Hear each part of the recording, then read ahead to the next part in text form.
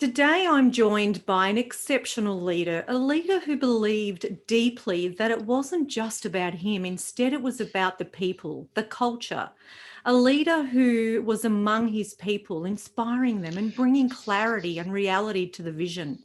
Today, I am joined by Ian Mcgowan, Director, Service Support and Quality Contact Centre Operations, NDIA, a leader who builds teams that believe in themselves and always know where they're at regarding their abilities and their progress. Welcome, Ian. It's such a pleasure and honour to have you here on Reset Your Thinking podcast. Thanks, Alex. It's fantastic to be here and have the opportunity to have a conversation with you about the great work that you've been doing, but also maybe something that I can offer too. So I was really pleased that you reached out. Thank you. Thank you too. I really appreciate your time today. So let's get started. Firstly, Ian, let's hear a little bit about Ian. About Ian, well, I'll probably start just where I am now. So I'm a guy in my mid-50s. I've just finished a working career of some 38 years a few months ago. Finished temporarily. I don't like using the R word, Alex. It doesn't sit well with me just yet. Let's say I'm not working at the moment, but I had a very long working career. But I probably describe myself, and I often use this, talking to people, I'm just a simple country boy. From a small country town in Queensland without a lot of pretense where I grew up, and I had my whole working career, all sort of 38 years of it, sort of working in regional Australia.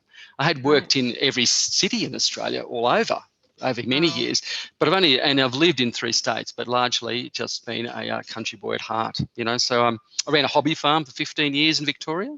I've been married for 34 years in another 2 weeks, and 3 adult children who are in Victoria that I'm hoping to see for the first time since moving to Queensland, where I live now, after some 9 months, and that's a familiar story for a lot of people. But so that's me at the moment, really.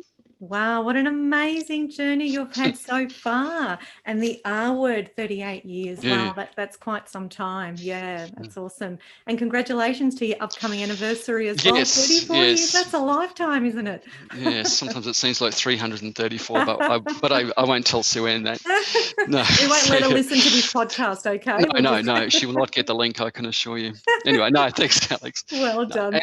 No, just one point. It's that, and I will refer to her throughout when we talk, because it's been having a really solid partner and that home life is such a critical part to you as a leader through all of your experiences. So I'll probably just have to make reference to that at some point anyway.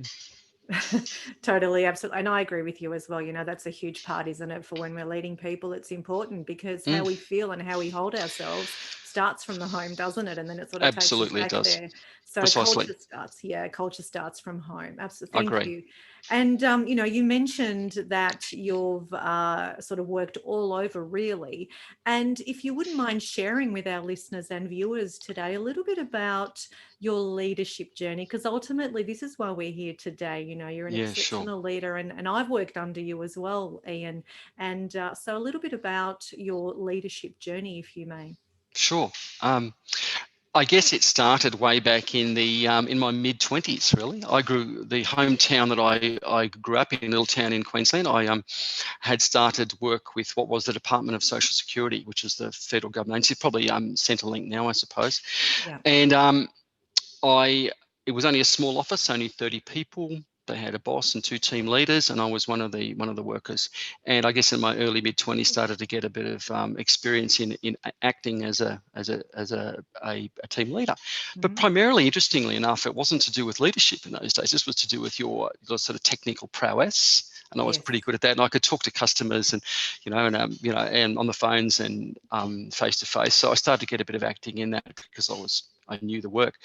But pretty quickly, I began to realise it was so much more than that. And I really quite loved the sense of having a bit of responsibility and being able to help the people that I was working with as peers for years too. So that's where that started. But there was but the big event that changed for me was when we left my hometown. I became a team leader there in this place. And then we moved to northern New South Wales. It was a really big move. As back my family had 3 young children. The youngest was only 3 months old at the time. So that was a huge ask for them. But that changed everything because I moved into another location, another workplace, didn't know anybody at a team leader level, and I realised straight away, this works. What I do and how I do this just works. And I gave me immense confidence, like I lead a bunch of people I'd never met from bar of soap. And I had some fairly rapid promotions into a senior level, happened within about 2 years of moving into that state. Wow, that's And that incredible. was as a team leader and like a deputy manager of a large face-to-face site in Lismore. But then the other big change happened for me is when I moved into the contact center world, into the world of sort of call centers and contact centers, and it was in the mid 1990s. And what that led for me was that they're the best workplaces ever because they're full of people, Right. and hundreds of them. So my first one leading was 150, and then later on moved to Victoria, where there were, I think at one point, I think I had 653 people or something like that. And for someone like me, where I really value the human beings that work in any organisation and the service delivery that they do, talking to public every day, they were just like the best places to learn and to have so many wonderful experience as a leader, and bloody challenges, I tell you too. We'll probably get to those. Yeah. But in all of my working career, I've always worked for people who are delivering a service, and very close to them too. You know, I was never really ever at the senior executive service level. I probably describe myself as a bit from a leadership perspective, as a bit of an operations guy, really, because I just loved working directly with the people who were delivering the service. So the big contact center world, I spent a lot of time in, many years in that, but also then managing teams remotely, which was another really big experience, leadership experience for me. I was living in country Victoria. I had teams in Melbourne and in Perth. This was way back pre-Skype days too, so I had to learn a lot about how you connect there. But also then I also oversighted and working with people who were delivering the face-to-face world on the ground. That's where I met you, working with you, Alex, down in that Gippsland part of Victoria. And the other bit about the leadership here, that I never had a boss in the past 25 years that was on site with me. All my bosses were always remote and away from me in other cities, other time zones.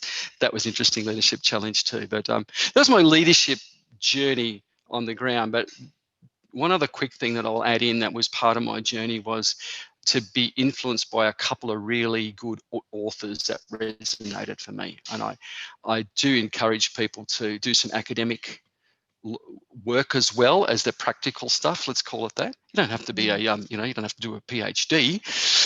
I never did.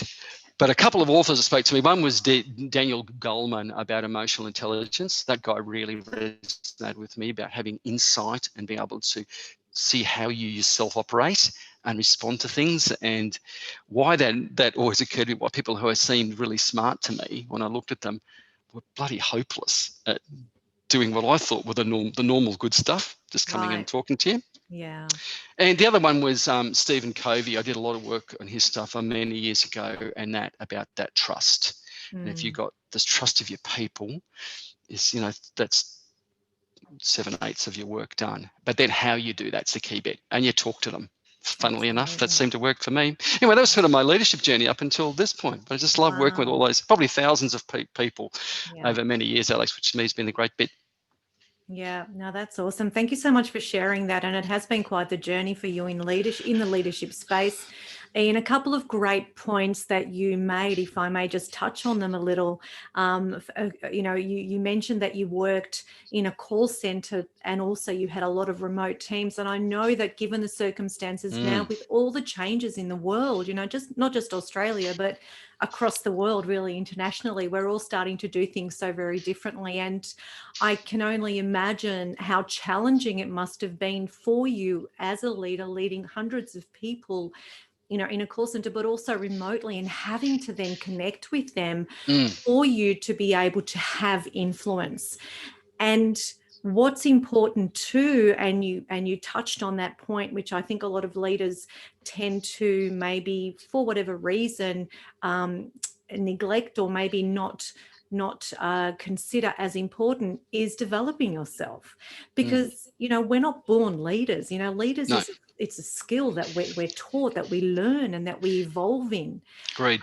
And I love that you mentioned Coleman and Covey, and I too absolutely adore them both in terms of all their learnings and their mentorship.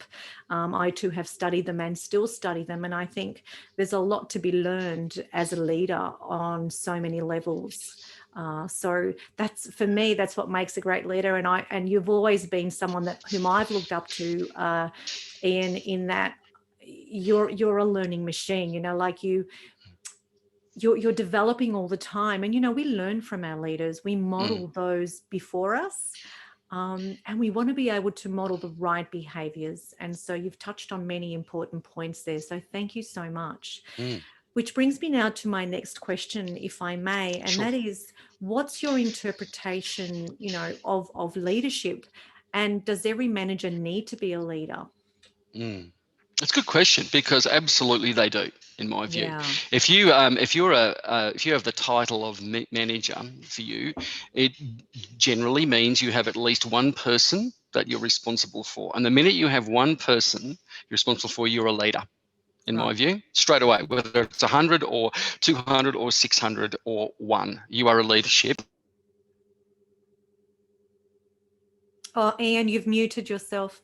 Sorry, just if you would. There And you go. have to do all of those very essential things that you do as a leader, whether it's 1 or 500. Yeah. And so, and I guess the terms leader and manager have been thrown around for decades. I don't regard them as being mutually exclusive at all. Yeah. There's sort of tomes and views on one versus the other. I don't think it's a versus thing at all. For me, you are both.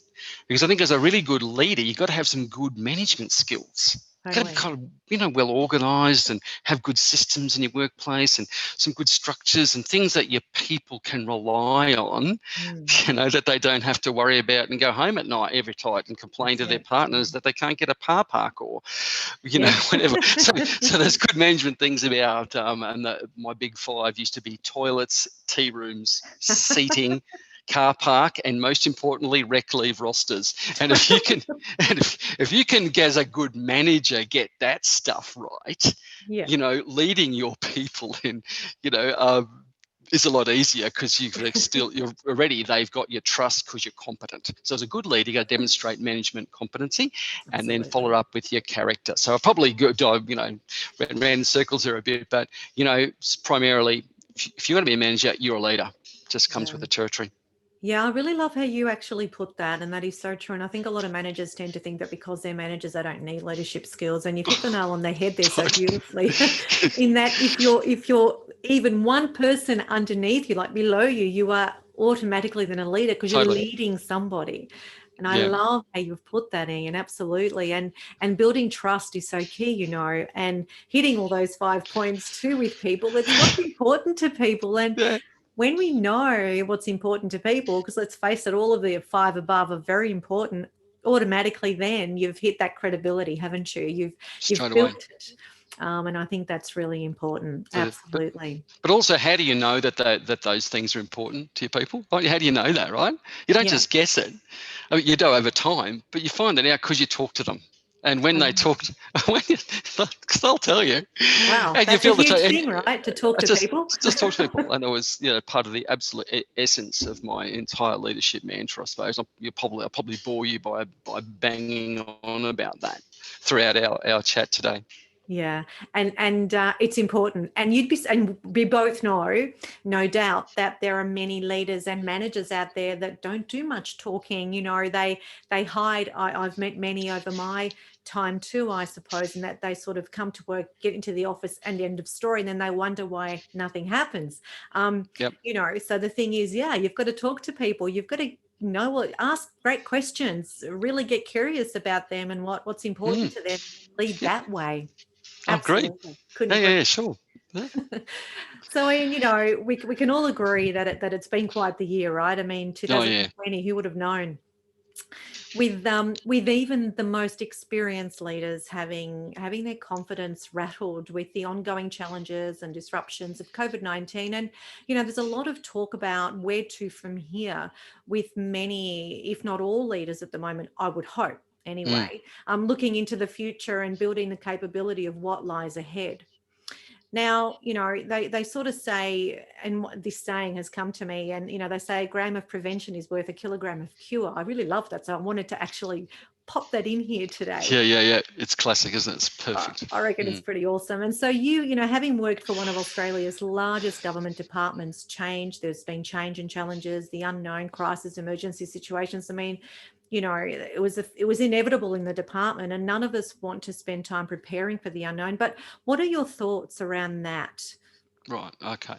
I'll deal with your second question in a tick, but just one bit about the world of work that we're in now. And I've finished in March, just prior to the current events, and I've thought a lot about that as I've watched and I talked to my ex-colleagues, and I still have mentoring relationships with a number of them, and about what they're experiencing and things like that. And for me, it's almost that there's these golden opportunities for innovation in connecting with people. Totally. Even more so, we have this marvelous tech now. So there shouldn't be any excuse for being able to not talk to people, which would be a bit more clever and innovative about it. And you can be, because you're also seeing people's lives, which is, and to me, that's a great opportunity. Straight away, I can see you where you are. You can see the stuff you got behind you. If you've got a cat, it might show up. There's great opportunities to connect as human beings. So that to me, I'd love to see the innovation around that flourish more, but also the trust. And I'm sure that there was lots of people struggled with the control and trust issues when they let their employees away from them, and how they managed that. And I've probably heard some good and bad stories around that about people you have to trust. So when that happened, suddenly people were responding. There's also been probably some bad examples where people probably tried to overly complicate and over engineer new control mechanisms and things like that, because they couldn't see the people or have them around them, and that's been a challenging bit. But one bit on that before I talk about your other bit is that when I was working for NDIA prior to my ending, they're only a very new organisation, so they had a very an interesting view about being able to work from home. They were very open to that, so they're probably well prepared for what was happening in eventually in COVID. But that to me was a wonderful thing, because I had a team of, I think, 10 at the time, and we would meet very regularly via Skype. But because at least in every meeting we had once a week with these guys, 3 or 4 of them were always at home on that particular day, or maybe other days. But that was a great way to talk to them about and connect with them about who they are as people, right?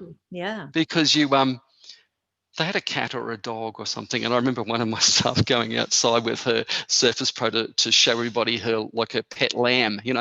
So it took 5 minutes at the beginning of a meeting, and then we got down to business. But we'd gained so much by just a few minutes, and that was the best part for me, by the way. Absolutely. So getting back to your other question about when you're about preparing for challenge. Now, it's boring sometimes. Yes. It's not a lot of fun, right? Preparing, because it's a bit tedious and requires some rigor and discipline and things like that. But I look back on one great experience that you would have been involved in, was about where this served well, was during the Black Saturday crisis of 7th of February, 2009. And that Monday, the 9th of February, was the hardest day I've put in my entire working life. And I have so many memories about how hard that was. But it could have been a hell of a lot worse.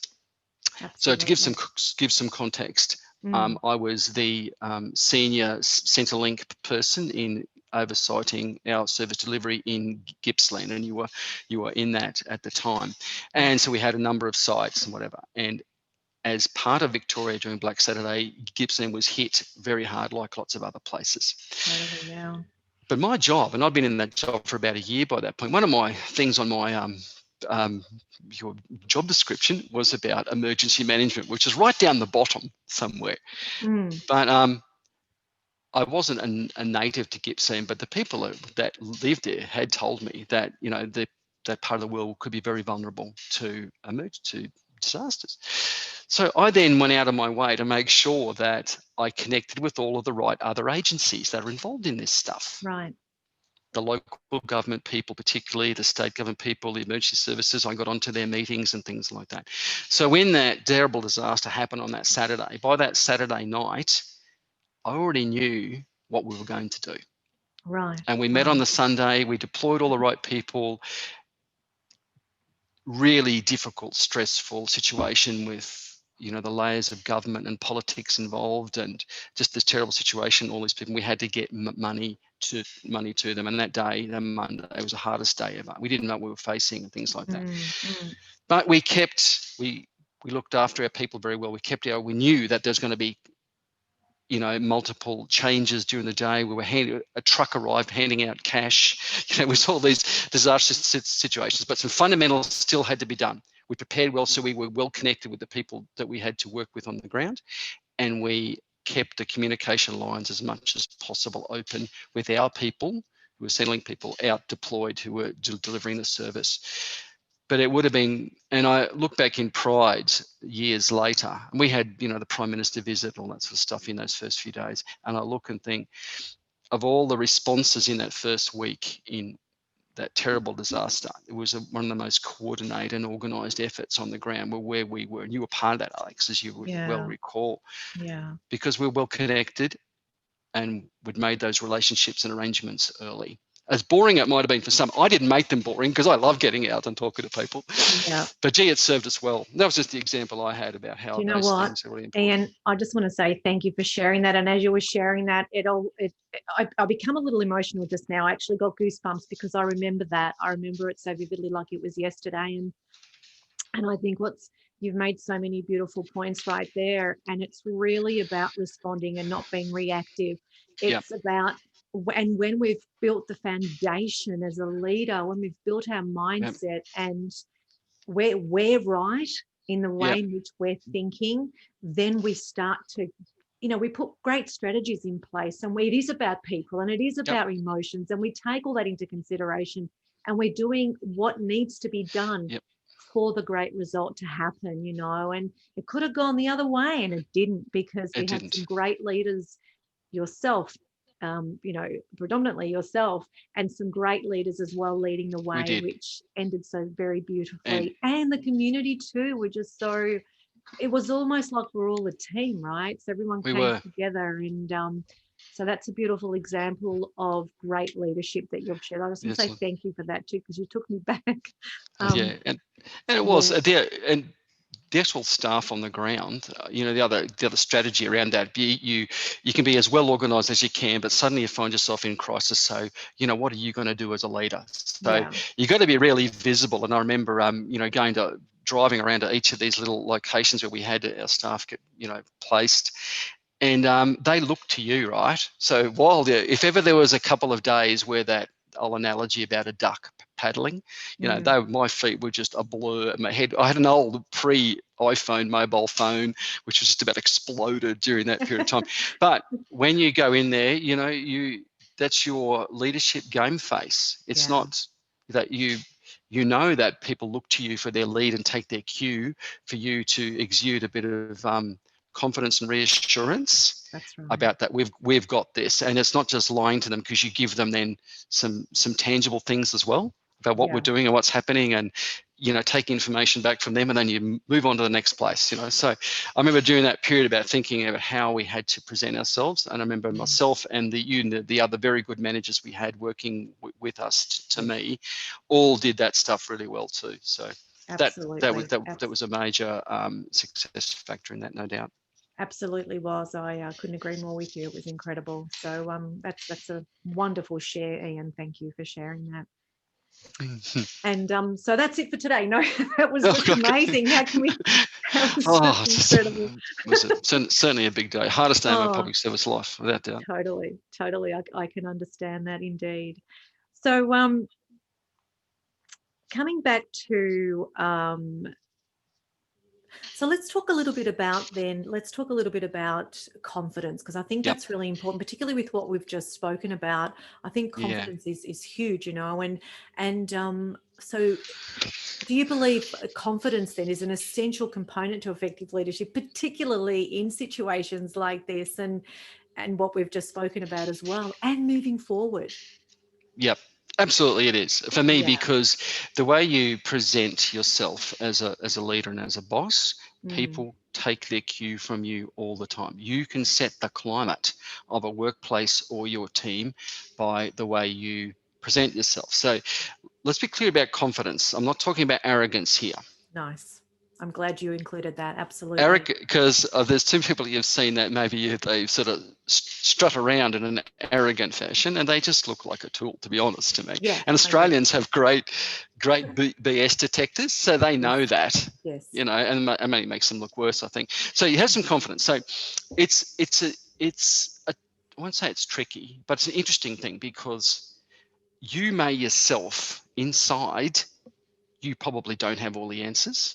You Yeah. probably don't, and this might be a situation that you're facing where your leadership is being like challenged, Challenged. Yeah. because it might be a situation you've not met before, Mm, or you've never encountered. So you've I'm not saying you just pretend it's all great, but you exude some confidence, and you don't lie to people either. So yeah. you might have your game face, and but you also say things like, yeah, look, it's a difficult situation right now. I'm interested in what you've got to say here, and we'll take that back. And because because just to be honest, like, we haven't got all the answers. It's new to us, Mm, but here's my commitments I'll make to you during this particular difficult situation that we're all experiencing right now. yeah, I'll absolutely. I'll get back I, to you. I'll do this. I'll follow up that. yeah, You know, so that's kind of how those things happen. But because while you might say, I often think about some of our most respected elite leaders that you might see, who are like managing whole countries or large organisations, and you don't think that behind closed doors with their trusted peers, they sometimes put their head in their hands and go, "I have no idea what we're going to do here." yeah, But then they get themselves together, they get strategies, they get actions, they do those things, and they get back out in front of their people and say, "Here's what we're going to do." You yeah, know, and they take that feedback, they talk to their people, exude that confidence that we've got this tint, but also with that touch of reality about it as well. It's not being the cheerleader and avoiding the realities of the situation. And you can be very open about with people like that. And if you've got the trust of them, they'll actually respect that, I think. I agree with you. They actually will. And I think, too, bringing a bit of vulnerability just makes you Mm-hmm. human. So we don't have all the answers. You're 100% right. And when you can admit that, and Oh, transparency is absolute king and queen here, yeah. right? So it's key. Mm, And when people know that, okay, this is what we're feeling at the moment, but it's okay, we've got this. Let's get our heads together and see yeah, what yeah. strategies can we put in place, what's worked, what hasn't, what are others doing even. So let's Oh, look beyond, above and beyond, because people are doing different things. So how can we perhaps look at other people's strategies? Like you said, you got in contact with all those other different state government agencies and other people within mm, our community back in Gippsland to get together and brainstorm. What can we do to that make this work? is exactly Uh, right.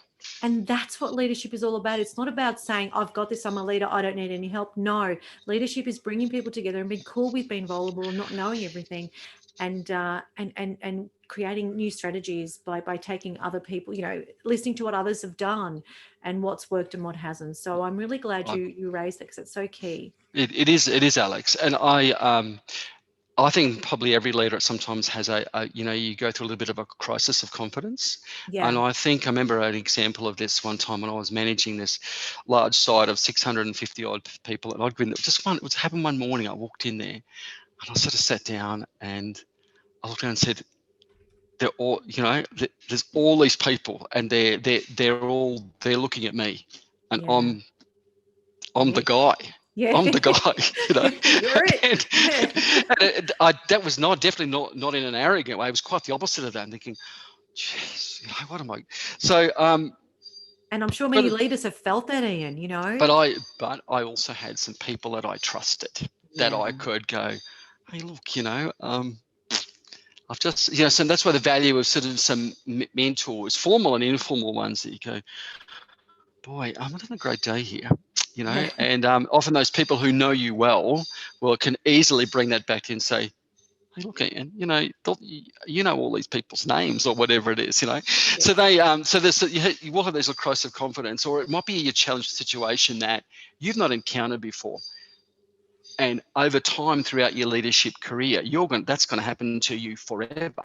Anyone ever Mm. thinks that they know it all is is either arrogant or they're lying, one or the other, Yeah. because you don't. It's a lifetime journey, as you said before. So your experience can help you encounter situations you think you've seen something similar. But right up to the end of my working leadership career, I was encountering things that you think, whoa, I've not had this one before. A Mm. new HR issue after the thousands that I've dealt with, and think, so you go inside, you're going, what do I do about this? But as you Mm. said, plenty of resources and people to reach out to. Yeah. They might be a lonely job, but you're not alone. Let's call it that. Yeah, I love that. Absolutely. Absolutely. And I think too, Ian, and I love everything that you shared right there. And we are going to have those moments of what do I do now? Like, oh my gosh, I've been confronted with something. What do I do with it? And often, when there is that lacking of confidence, that's where people go into reactive mode and they start Mm, to do things which may not necessarily have the result that we wanted to have. agreed. Yeah, they do. um, Having been a leader myself within the Department of Mm, Human Services and other organisations as well, I know that when my leadership has been challenged, and I know you're the same, Ian, you've experienced this too, I've actually embraced that because I think that it's amazing to be able to get feedback by someone and to say, okay, well, how can I do it differently then? Like, okay, so I stuffed mm, it, or maybe I don't know how to go from here. What do I do? Tell me, who do I see? Who do I speak to? yep, And it is okay. It's about really, I think, removing yourself and not taking it personally and saying, well, we're in this together. So clearly you've raised this with me. How can I do it differently? you're right. And Um, because you get challenged every day, big and yeah. small, little tiny things that come up. But without those, as you said, you embrace them. You don't learn. You don't Mm, learn mm. those. And sometimes you won't get it right, and maybe we'll have opportunity to talk about that too. But yeah, I agree with you. You're spot on with that about those challenges. Yeah, and I think too it comes back to feedback and how I know I've worked with many organisations since leaving Centrelink, and having mentored their organisations and so forth and their leaders and teams. And feedback is not an accepted thing.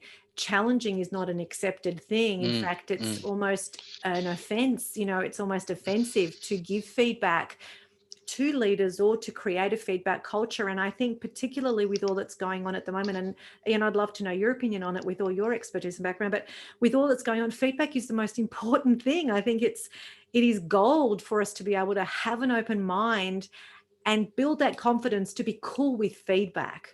Yeah, it does. I agree with you. Yeah.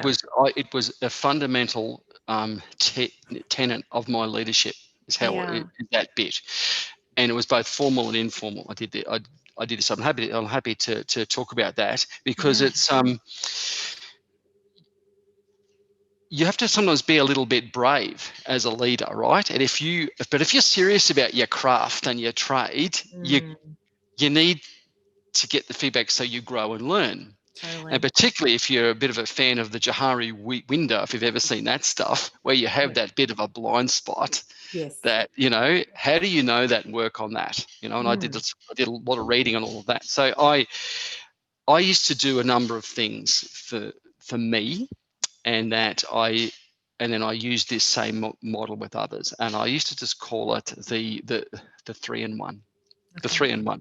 So I would say I would just get feedback about me as a leader from my leadership group, Hmm. and at one point I had there was about 37 people involved in that, something like that, Yeah. and and it was simple, what I call 3-in-1. So I would get them to give me 3 things that they thought that Ian as a leader does Hmm. or did, and that they want me to continue to do.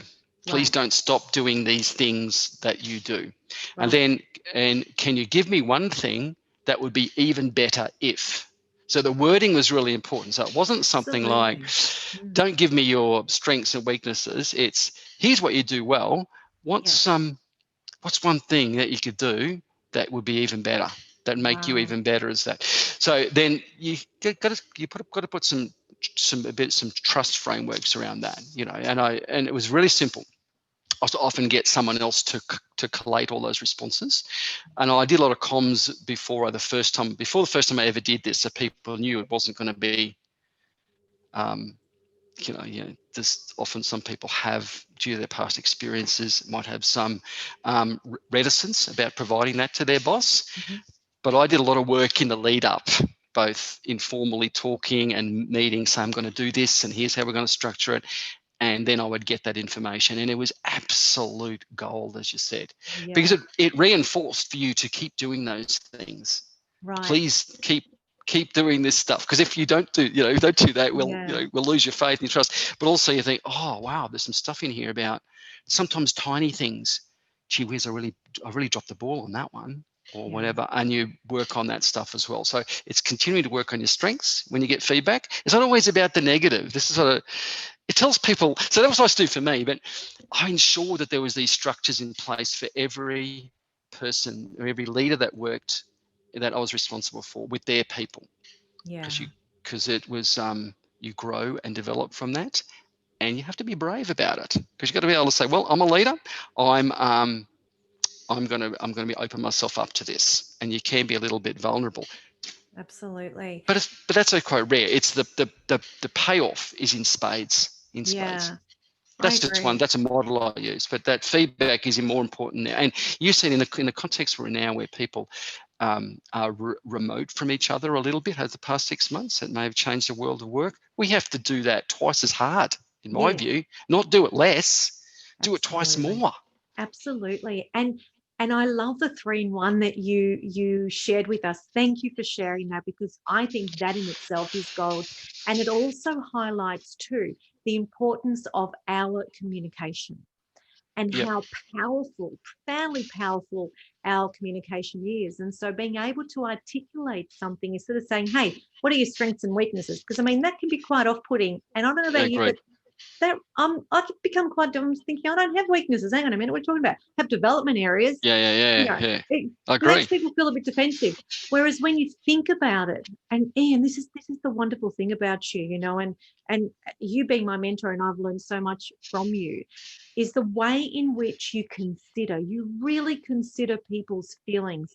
You consider what's going to come out of your mouth next. And I think communication, and as a leader, communication is key. How we word something. So this 3-in-1 thing, I think, is incredible, and amplifying it even more right now is key, because people need that right now more than ever, and to be able to articulate it in a way that doesn't create disconnect and disassociation is really key. So I really appreciate you sharing that. That's and awesome. there can be, in the situations that we've been in the last few months or 6 months, whatever it is, people can be really isolated. And because the norms of the workplace aren't just about the work, are they? They're about the human beings whose lives are there. Totally Connected. I remember some lovely people that worked, so many thousands worked for me, but they were lifelong friends who'd worked side by side at work for 30 years, and that was as important to them as their family and their husband, and the purpose of their work was the connections that they have as human beings in the workplace. So I can see why this has torn a lot of that, made it very, very difficult. So that's why I'm saying we should redouble our efforts, work twice as hard. Yeah, right. Absolutely. Which brings me to the next point, Sure. And I love that you shared all this. I'm really loving this episode, to be honest. This is not too boring. No, I trust it's adding lots of value to all of our viewers and listeners, and I have no doubt it is, Ian, because this is really important stuff.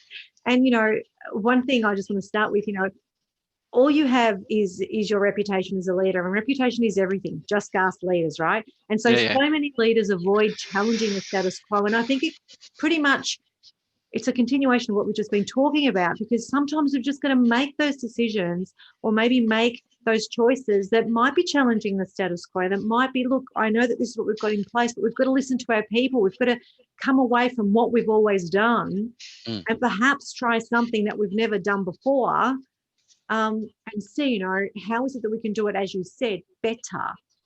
And Yep. that's quite difficult for people to do that, because people are very, I guess, fearful of being judged, of not being accepted, of maybe even losing their job, as a leader, or maybe they're not doing the right thing. So what's your thoughts around that? Because let's face it, It's it's good as a yeah, it's good. It's a very good question, Alex, because as a boss, we like to be, we want to be like, have a good reputation, as you say, and be to be liked and be respected and those sorts of things as well. It's all good for our well-being as leaders that we need those things. But life isn't about that all the time. So I'll talk about, no. I'll try to answer your question in two ways. So about those sort of challenges you get. So sometimes as a leader, you've got to be brave and do the right thing. Okay, that's an easy statement to say, but then how are we going to do that? So let's talk first about making decisions for the people that work for you. Yeah. So what I used to do there, and you'd make it, because one of the strategies I did very early on is when I moved to a new workplace is I made sure I spent a lot of time talking with people, and so they're getting to know me and what makes the things that are important to me and what makes me tick. And one thing I used to say to every team meeting I went to, or group of people or leaders, I would say, I'm the boss. There's at times I'm going to make decisions that you just aren't going to like. But let me tell you this, you'll always know why I made them, and I will tell you why I made them. You still might not like them, but at least you'll know what my rationale and my thinking is. And then I'm true to my word if I did that. And that's and it builds the trust and the faith, even if they don't like it or it challenges where they're going to go. I have to And you've set always the also, standard. Yeah. yeah, you do from Yeah. that point. Then, so as long as you provide them and transparent with as much information as possible, and as a boss, you can't always do that up front, but you've got to be true about giving people the why and that communication about the why and the why and the why. And you won't get everybody, but you'll get most of them if you really follow those sets of principles. Influencing upwards is another whole issue again, because this is where in large organizations, it can be very, very challenging and difficult to do that. And I'd be lying if I said I got that right every time, or every time I went up and said, yep, that's not the right thing to do, because there are times you just go and you might regret going, I should have said something, but Yeah. you didn't. But then you go back and ask yourself, why didn't I say something? I should Yeah. have. I missed that opportunity, but it was the right thing to do. But being to that managing upwards stuff, trying to influence, to me was about also being really well equipped. Yes. And I was to try to think, if I want to try and influence my boss or the people above me, try to put myself in their shoes a bit firstly. What's on their plate? What are they dealing with? What's a good time that I might be able to get to, so I can have the conversation without it sounding like just baseless whinging or complaining or sooking. Yeah. And so the way you can do that is you talk about, this is an issue, but here's some things I've been thinking about, or some evidence and some facts. And if we do this, it might go like this. Because you've probably all heard that rather trite phrase sometimes where a boss will say, don't come to me with a problem without a solution. Right? Yeah. The reason you haven't got a solution sometimes is you don't know all the stuff you haven't got the context sometimes, but you've got to show you've thought about it, and it's not just noise. Noise Absolutely. doesn't get you anywhere. So that stuff about how you do that when it's the context isn't great sometimes, or you might feel about, if I stick my head above the parapet here, will that end my reputation? Well, if you do that equipped with some good evidence and some facts and some reasoning, and you pick the right time with your boss particularly, it can mitigate that a bit. Because, even though, like, I know there's an old public service act here where you're supposed to provide frank and fearless advice. Yeah. It sounds good on paper, but it takes a lot to do that. But in the end, I think part of your reputation is about being respectful to your bosses and what's going on with them, and being able to provide some sort of evidence-based things you wish to change. Because if you do want to change the status quo, why? What is it about it that's sticking with you in your guts, right? Yeah. That you think, oh, this is just not going to work.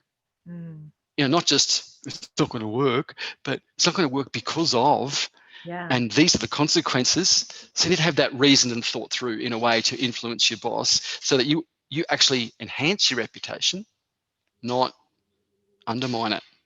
Anyway, that's what I tried to do.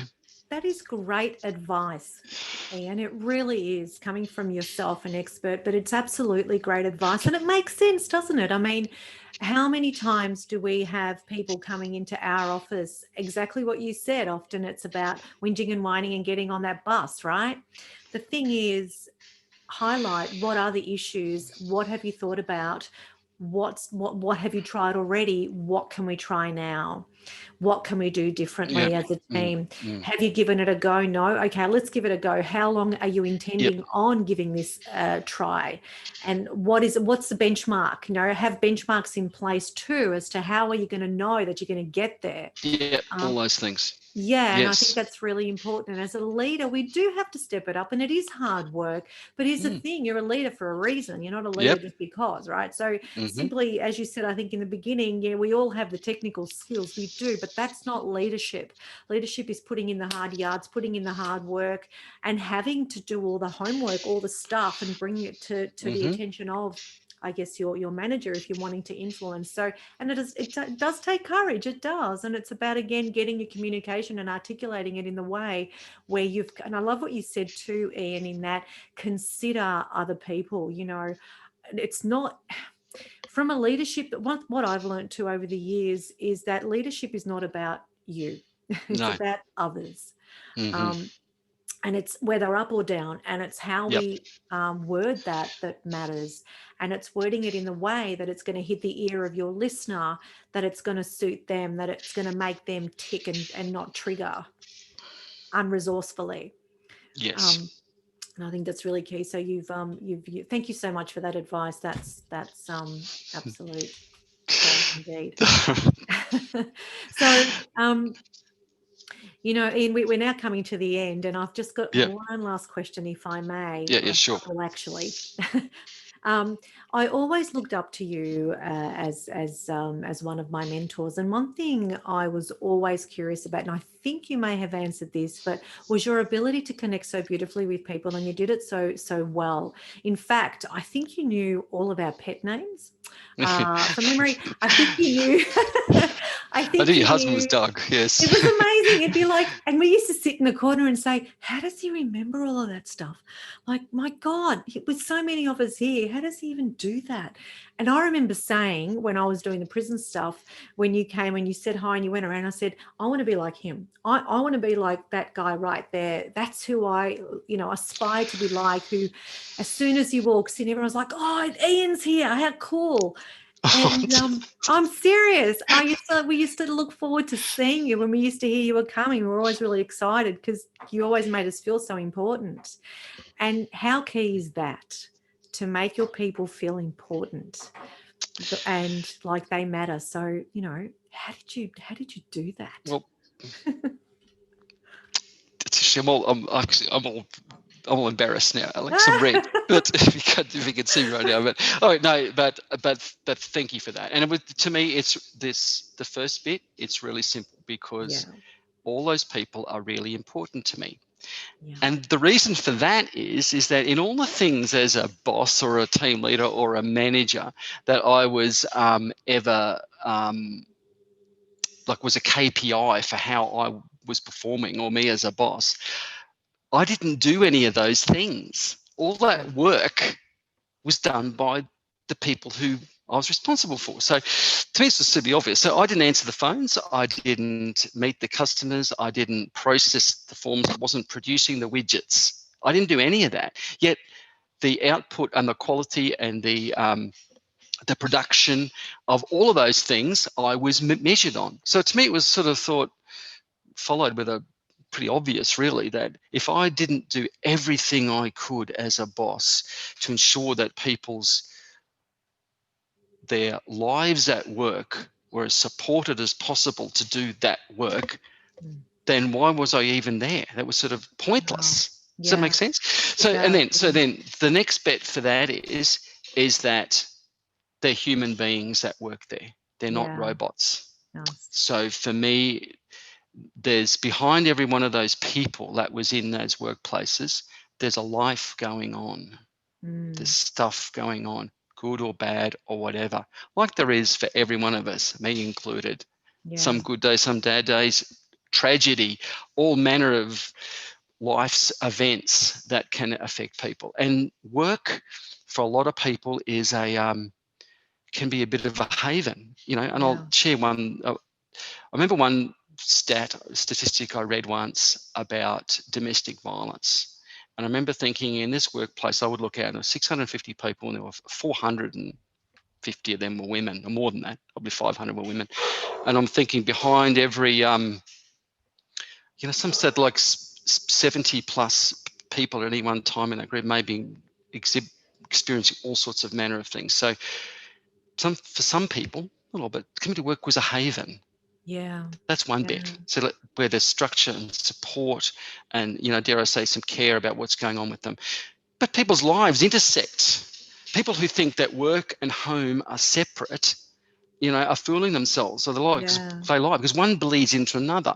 One influences the other. So if you have a positive experience at work, not only will you keep coming back there, that's the first bit, because people withdraw their labor really quickly at a toxic workplace, or they spend their time doing, complaining and being about things that you'd rather them not doing.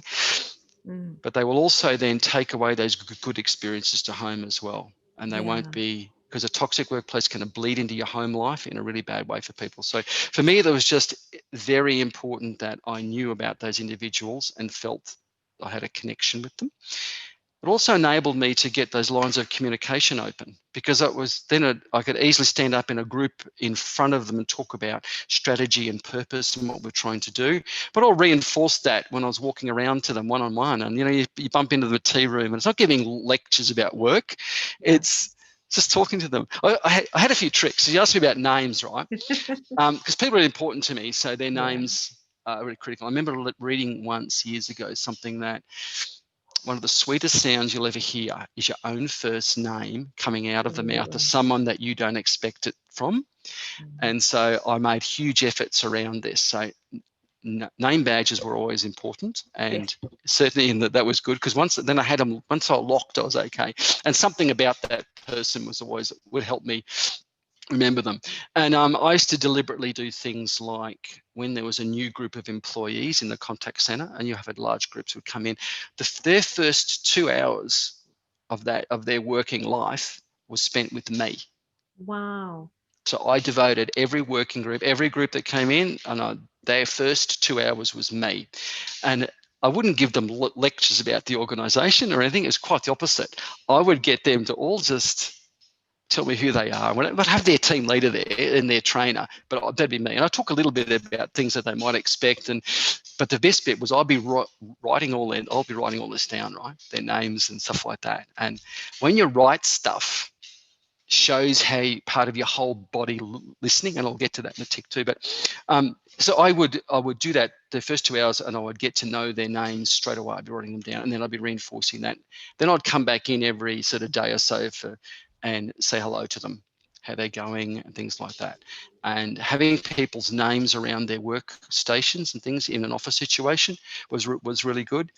Just using someone's name is a human thing, right? Totally. So names are important to me. But also I'll give you one little trade secret that was a bit I probably shouldn't have done. But I used to have a little secret list of birthdays. It was probably illegal, so I'll probably be breached by something soon by disclosing this. But You don't have to, by the way.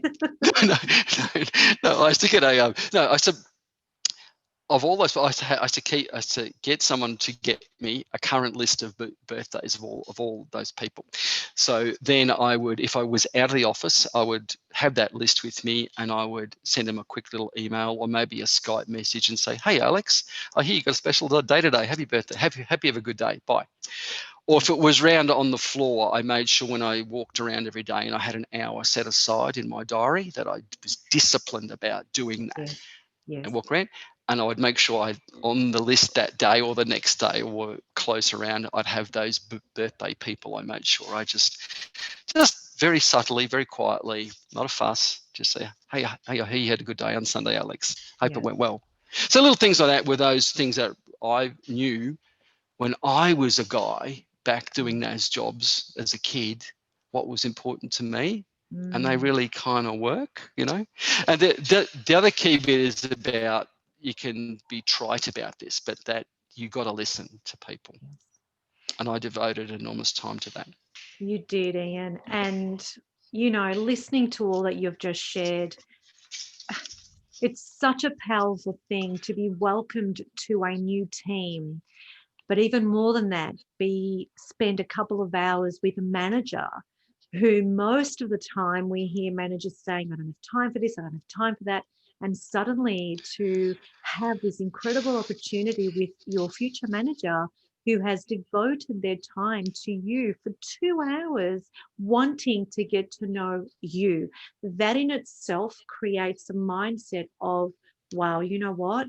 All of a sudden, I'm now accepted. I'm part of a team. Even more than that, I'm part of a family. Because as you said earlier, and a lot of people tend to forget, and you made such a very important point, that we don't know what's going on with people in their home lives. And as leaders, it is so important to consider what we do, how we show up, and how we treat our people, because we don't know what they've got to go home to that night.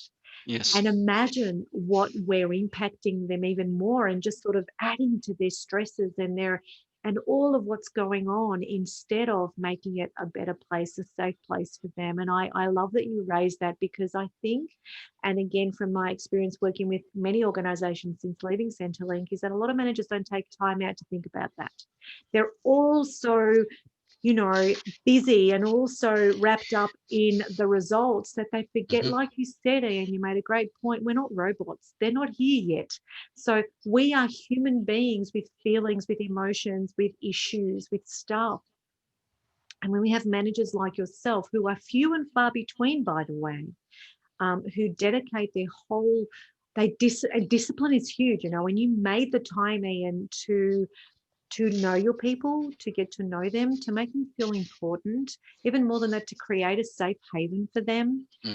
You took the time, you literally made the time to make the time, if that makes sense, because for you to have to schedule that in takes time, right? That's an hour out of a manager's life, who in your case had hundreds of staff, yet you still took the time to remember my birthday, to remember other people's birthdays. That is huge. You know, that releases certain chemicals in our body that makes us, that's a feel-good chemical, right? And so we want to keep coming back for more. So when we have that at work, we're going to want to keep coming back and do more, so that we can get more of that chemical, more of that feeling.